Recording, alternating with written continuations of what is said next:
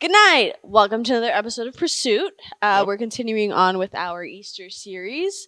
But before we get into that, last week we did a slightly possibly invasive question. Mm-hmm. I like that trend. Of course. Picasso. So,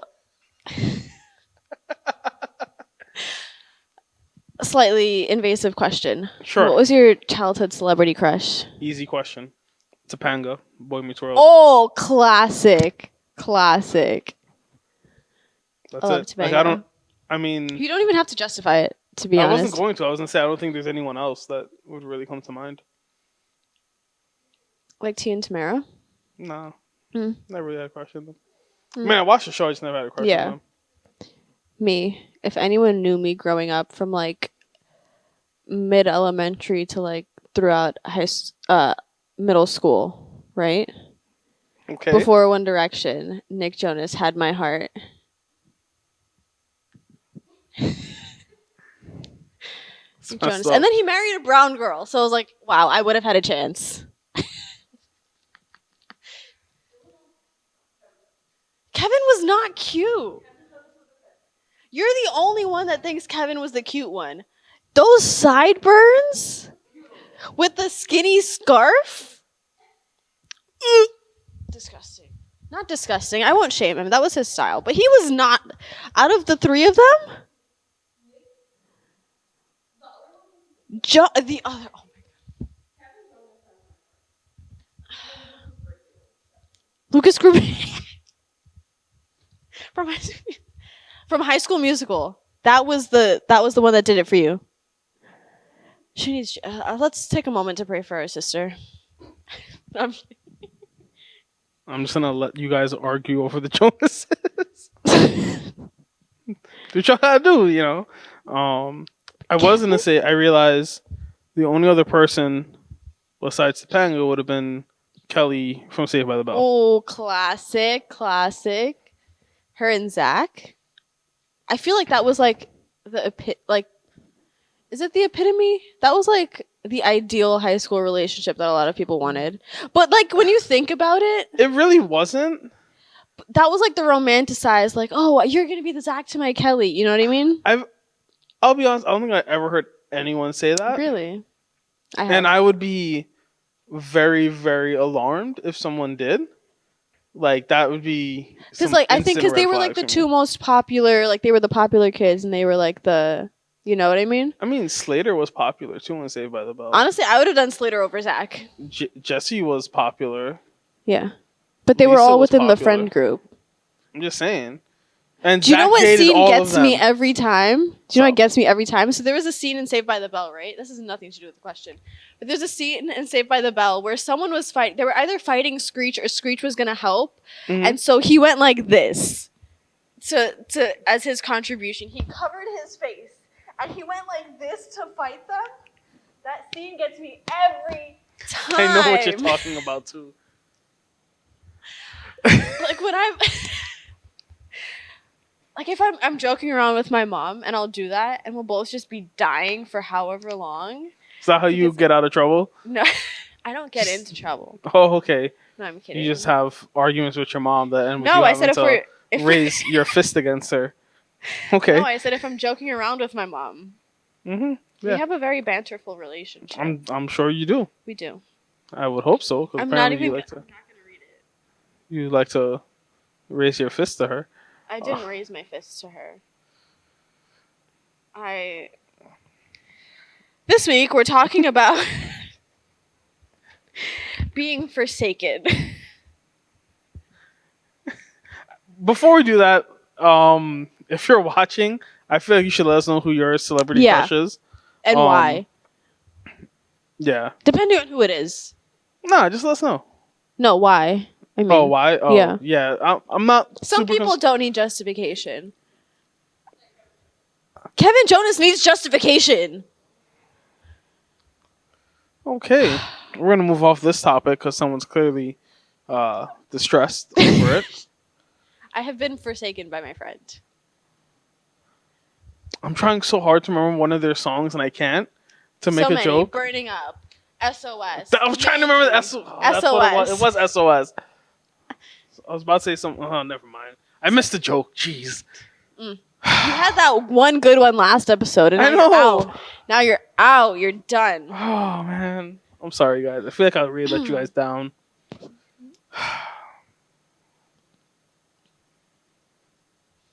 Let's just look at him with shame for a second. I feel like I've forsaken you guys, and with that, we're going to be talking about being forsaken. I feel like that was better than your attempt from last week. Yeah, because I didn't even follow through with my attempt, to be fair. So, we're again continuing on the Easter story, and we're going to be looking. I know we started with the betrayal. We're not really looking at this in chronological order. Yeah, not necessarily. Because now we're going to hit on the Garden of Gethsemane. I don't know why I said it like that. Yeah, it seemed like you had a really hard time with that. I'm not going to lie. I just psyched myself out for having to say it. That was like in the last series when I was Church of or like in Philippi. I just got in my head about it. I don't know why. Yeah, so I'm not even trying to say it again. Jesus' prayer in the garden. So yes, the prayer in the garden. I think a lot of us, we've read this story or portion of scripture, and okay, well let me ask you this: what stands out to you in that story? In like the Garden of Gethsemane, like just that portion of just it? that portion of scripture. I don't think I know we've seen Jesus be vulnerable, but I don't think I've ever seen it to that extent where he's like physically crying out. Well, I mean, technically he was pretty vulnerable in like when he was fasting for those 40 days and 40 nights. But I feel like this is a different level of vulnerability where he's like physically crying out to God, like, if you can take this away from me, like I know that I need to do this, but I really don't want to just because of it's like, do you know what I mean? Like, I don't even know how to put it in words. Like, that's how vulnerable and like scared or like worried he was. Well, which is, I feel like that's like more of the human reaction to what he was facing. Well, that and what's always stood out to me is, besides like the Lord's Prayer, I can't think of any other prayers of Jesus. Right? Like, we know Jesus gives the example of how to pray. We know that Jesus, in his life, it's documented that he would go off alone and pray in the morning. Yeah. Right? So he gives us sort of these examples on, or kind of gives us a role model of what our prayer life should look like, if I could say that. But, and this is just off the top of my head, this is like the only time we really see the words to Jesus' prayer. I think because those morning prayers and stuff, he was always by himself. And like the Bible, like this part of the Bible, the New Testament, is like the disciples' recollection. That's a really good point. I didn't even think of that. Right, I didn't either until you said it. So it was like, yeah, it makes sense now that we don't have any like written like monologues of Jesus' prayer because he was by himself. Like, that was his private quiet time with his Father. But the disciples that were there were asleep. Maybe it was like that half asleep, like, you know? Like, I'm my eyes are closed and I'm not fully there, but I can still hear what's going on around me. Maybe. It's like, you know, when you shouldn't be sleeping, but you're like, I'm just gonna take a quick nap. So like you're like half awake, so if anyone comes by, you could just wake up. I've been doing that sometimes, not gonna lie. So, but and again though, I still think, like, coupled with what you were saying about just how vulnerable Jesus is, I think it's interesting that of all the prayers that, I mean, look, he had to have said other prayers around them, right? It wasn't like he was just praying in the morning, right? So I think the fact that this is the prayer that is included in the gospel really stands out to me. Because as you said, this is probably Jesus at his most vulnerable, with the exception of him essentially being naked on the cross. Like, I mean, that's the only other time I can think of him being any more vulnerable. Yeah. Right? Um, and that to some degree you could say was out of his hands. This is him choosing to be vulnerable in this moment, Mm-hmm. right? I mean, once he's arrested and tried, it's it's soldiers pushing him, beating him, doing whatever they want to him in that sense. But this is him just going to God and being vulnerable. And I think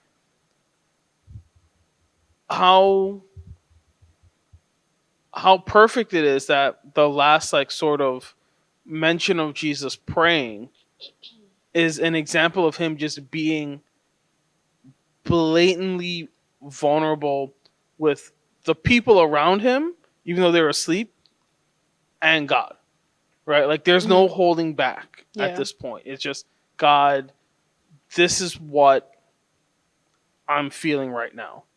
Right? I'm not trying to uh like as we were saying last week, like I'm not trying to fix my mistake and come to you and say, "Hey, look, I fixed it." I'm not trying to pretty up how I'm feeling. I just feel this way, and I need you to know how I feel about whatever's going on. Yeah, and I just think that's a beautiful thing. Yeah. Um, but with that, um, we're not really gonna. I think when most people talk about this, they talk about the content of his prayer, Okay. right? They focus on what is Jesus actually praying. We're not going to focus on that tonight. Um, What? we're No. going to focus on, I guess, what's happening while he's praying, Okay. Yeah. right? So we see Jesus praying, right? And I guess we can say there's, I don't want to say he prays 3 times, but there's 3 parts to this prayer, right? Because I feel like it's really just one prayer um, that gets interrupted. But have you ever wondered why did Jesus stop praying to go check on the disciples? Not really. No. Okay, because I I honestly don't think didn't so. before Yeah. we were looking at this passage, because it seems kind of weird. Like now that I think about it, right? Like I can understand like a parent with like a newborn, like you're praying Mm-hmm. with your eyes closed and then you want to like open your eyes, check on your newborn. Like I'm trying to think of like what would make me open my eyes and stop praying. I mean, could it have just been like a I brought them here to pray with me, so I want to make sure that they're keeping up their end of the bargain kind of thing? I guess. Like I don't think that would interrupt like with the severity of how he was praying. Like that just that Th- reasoning doesn't yeah. make sense for me, but like I don't know. And that's what kind of, again, just makes this all the more interesting. I feel like there is something interrupting Jesus's prayer, Mhm. right? Um, and as you look at the scripture, you can kind of say it's the silence of God. Yeah, that's what I was gonna say. Is it like the feeling of like they're not like you can tell when someone's not supporting you or not with you? You know what Right. I mean? And well, I mean, when we actually get to talk about Jesus being on the cross, right? There is a portion in which he says, "Why have you forsaken me?" Right? Yep. And he's talking to God. But I think that that idea of God forsaking him, you could say maybe started here Hmm. at the garden, because he's praying and he's not getting a response, right? And it's interesting because for the most part, when Jesus has sort of, I don't want to say pray, but sort of spoken in like a divine nature, things happen. It may not have been God verbally speaking, but there was always a response. Like he spoke to the storm and it was calm. Then he spoke to people's illnesses and they were healed, right? So when Jesus spoke, there was always a response. Hmm. And now it seems as though he's met with no response. Then when he checks on the disciples, they're not even praying, they're just asleep. So there's no even comfort there. Like I was thinking, like you were saying, like to check on them, it's almost like he was looking at them for like some type of like support, like reassurance, right? Like, yeah, all right, like I'm praying and nothing's happening, but let me check on the other guys. Okay, no, they're still praying. All right, cool. Then I'm gonna get back into it. mm-hmm. Yet instead of getting that like moral support, he gets snoring, yeah. right? Which It's also like another stab in the back because it's like first my father, like it's not even like it's God, but it's like that's his actual like God the Father for him. Mhm. Like that's the closeness of the relationship. First, he's turned his back on me. He's not talking to me, and now the three people that I've handpicked to come with me, yeah, that I've specifically chosen to come with me and to support me as I'm going through this very severe and tough time. They're not even holding up that. Like they're just falling asleep. Like they don't even sense the severity and the vulnerability that is happening here. And I think that's why it's that's why I think he felt forsaken, not just by God in this moment, but by those three disciples that he picked to come with him. definitely. I mean Yeah. that, and it's a weird thing because he obviously Jesus knows that Judas is about to betray him. Yep. Right, Judas has left the Last Supper and is going to meet with the people that are going to come arrest him. Jesus knows this. So now he's praying to God and he's looking. I mean, when you look at his prayer, which is in Matthew 26. Come on, Bible app. All right. Sorry, I just want to make sure I'm saying the right things.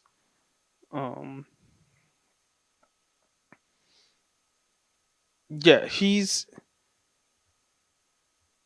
looking for comfort and support, Mm-hmm. right? He tells them before he prays the first time, he says, sit here while I go over there and pray. My soul is deeply grieved to the point of death. Remain here and keep watch with me. Right? Like he tells them, hey, like I'm going through it right now. Mm-hmm.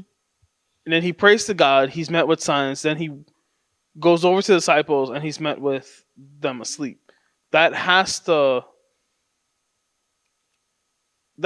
be like just like a crushing blow on top of what he's already feeling.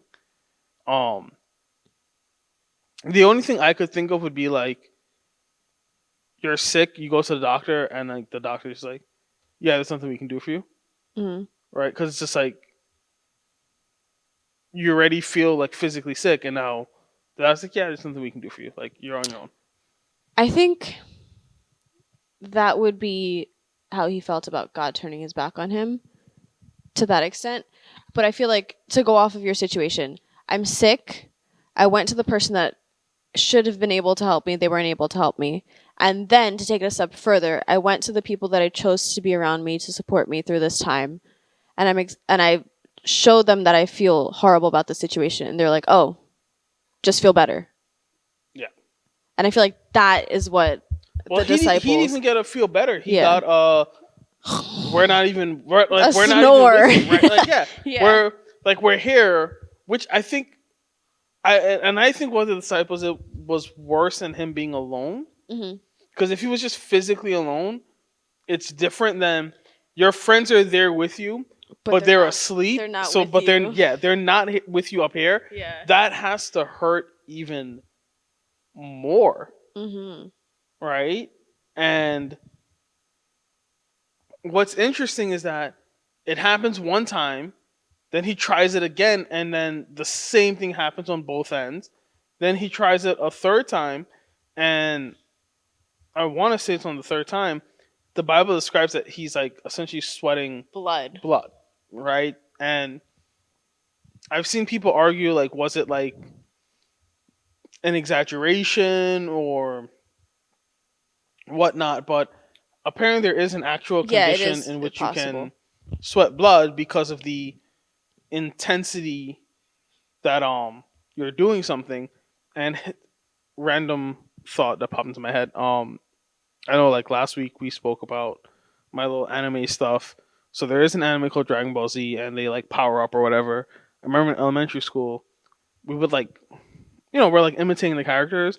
So one kid was like powering up to the point where he blacked out. Like we shouldn't laugh, but like what? He popped like a blood vessel. Like it was like a whole thing. Like he just like passed out, and like we're just like, what was he doing to power up? He was just mimicking the characters, but like he was because like they like scream and power up. Yeah. So he was like it was like a super intense thing, right? So we would all do it, but it's like and we're like what? This was like elementary school. So we just like yell for like 2 seconds and like, oh look, I powered up while we're like playing or whatever. He just kept going and going. Oh my goodness. Until boom, he hit the ground. And we're just like, he teacher. Powered down. Yeah, he powered down. He powered down real quick. Real hard. We should not be making that joke. He powered down? I don't know what to say about that. But I mean look, the only reason I say it is I think that when you talk about Jesus is deeply grieved to the point of death, understand the intense emotions he's feeling in this moment, right? The only other time I think we see intense emotion from Jesus is Lazarus dying, right? Where the Bible describes him that he wept. And even then, yes, I guess you could say that was an intense thing, but not to this extent. Right. I feel like he also does have like that, like there's an intense feeling, but it's more so of anger. Like when he was in like they had the marketplace or whatever in front of the temple. Okay, that's a good one. But that was more like anger, where it's like, I'm disgusted at the fact that you think that doing this on my father's like house is okay. I still don't think he ever matched this level of intensity. No, definitely not. Ever. I think this is the only time he really hits this level of intensity as far as what he's feeling right now. And I forget the name of the theologian that describes it, but one of the theories is that this was, as we were saying before, sort of a glimpse of what was going to happen to him on the cross, right? Yep. But it was also like it was a taste of what we are destined to, right? Separation from God, right? And this is Jesus getting a taste of what that would feel like, right? And to me, that just kind of makes sense. That the only thing that would actually grieve Jesus to the point of death is what we would call spiritual death, right? Being separated from God forever, right? The 48 hours that he feels that brings him to this point of such an intense thing that his body responds with sweating blood. Like he's that grieved.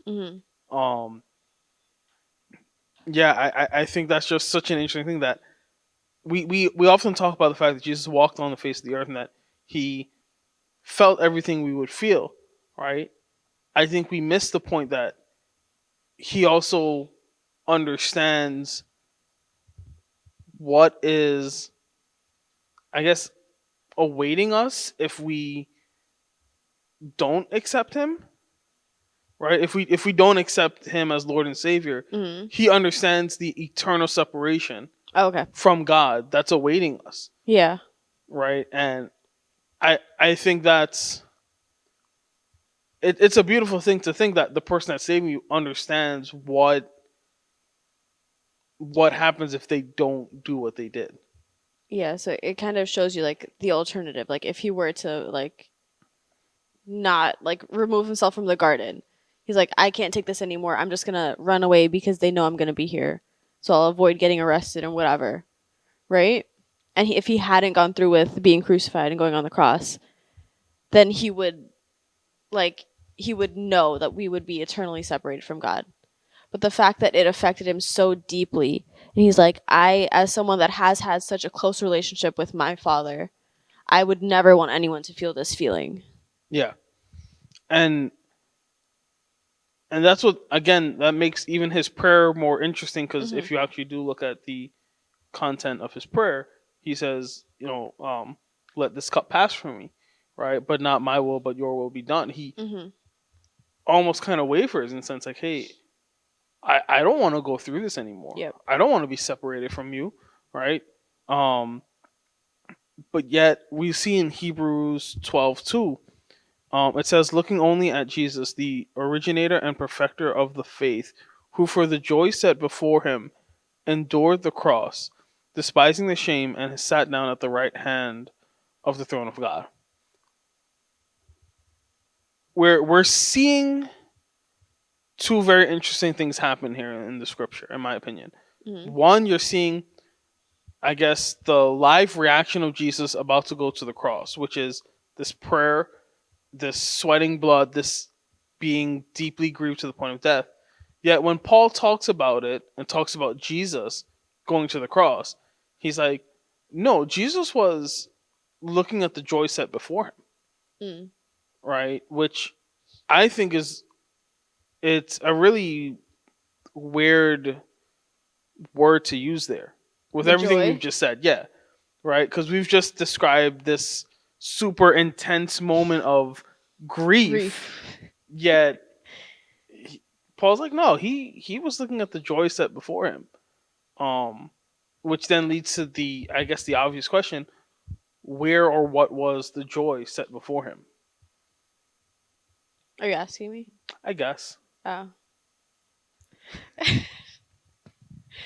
Well, the joy, like, would be the greater good, like the reason that he is going to die on the cross, to save the lost, like to save the sinners and to give us hope of a life spent with him.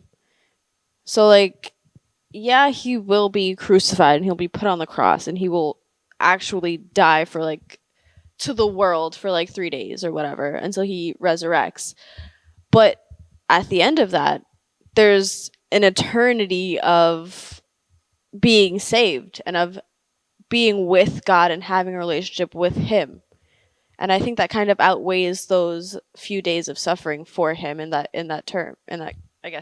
situation. Yeah, I mean, I just thought of it as a simpler thing, as it was just us. That was his joy. I mean, we are. Right? But, like, saving us, I feel like is a bit more important than us just being here. Right. Well, I mean, well, yes, okay. I mean, I just think the joy he sees before him at the cross, because Hebrews just says he has to endure the cross.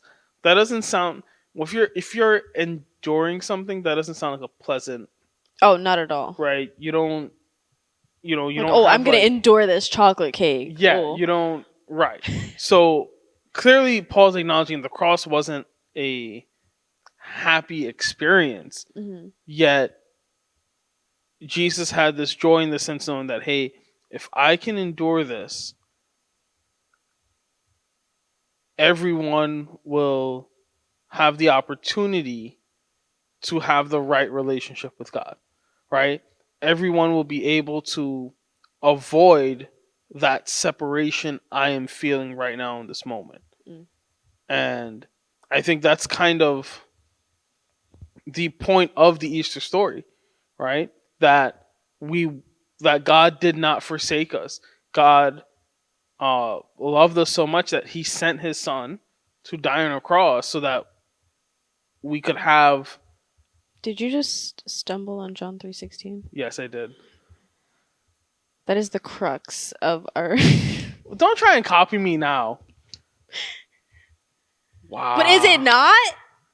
For God so loved the world that he gave his only begotten son. No, I know I stumbled onto it. I believe, but is that not like the basis of the religion? Yes. The crux. Are you just stealing all my stuff from, like? Because didn't I say that last week too about the basis of our faith? Because you said something like totally wrong, and I had to correct you. I don't know. Come up with your own original stuff, man. Bet. Keep this energy. Keep it. I love it. Keep it. Keep it. Like I'm I not was the saying, funny one. the point of Easter is the fact that Jesus did not want us to be separated from him. Jesus wanted us to have a right relationship with God. And the only way that could happen is for him to die on the cross, right? So the joy set before him is the love he had for us, right? For the people he knew at the time, I can imagine him, as we were talking about last week, uh, the love he has for Judas, despite the fact that Judas betrayed him. He still has love for Judas. He has love for Peter, despite the fact Peter denied him 3 times. He has love for the other, I guess, 10 disciples that are nowhere to be found right now. Then he has love for us in 2022, the people that he does not physically meet, yet he loves us all the same. So yeah, I think that's super important. But then I gotta word this carefully.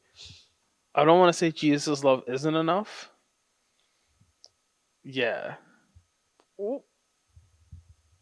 How should we respond to Jesus' love? There we go. That's the best way I can phrase this question without being super theologically wrong. How should we respond to Jesus' love? Yes, I would say Jesus' love is not enough. We have to do something. That's not right. Yeah. Jesus' love requires a response. I think I made it worse. I'm going to go with my first question.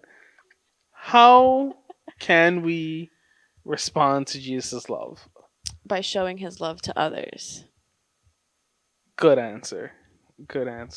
Thank you. I was going to say we can just accept it. Yeah.